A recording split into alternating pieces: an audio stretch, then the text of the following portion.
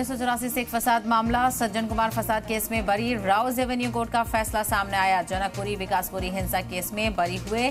जनकपुरी में 1 नवंबर 1984 को हुआ था कत्ल। विकासपुरी में 2 नवंबर 1984 को कत्ल हुआ था। दोनों केस में सज्जन कुमार को बरी किया गया है। तो सज्जन कुमार को बरी किया गया। बड़ी खबर आपको बता चलें, दिल्ली से जुड़ा हुआ मामला है। 1984 में सिख फसाद मामले में दोनों केस में सज्जन कुमार को बरी किया गया है।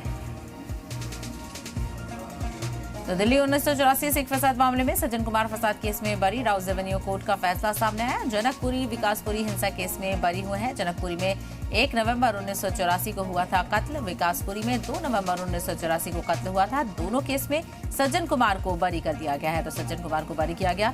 बड़ी खबर आपको बता चलें, 1984 सिख फसाद मामले से जुड़ा हुआ ये पूरा मामला है। सज्जन कुमार फसाद केस में बरी हो गए हैं।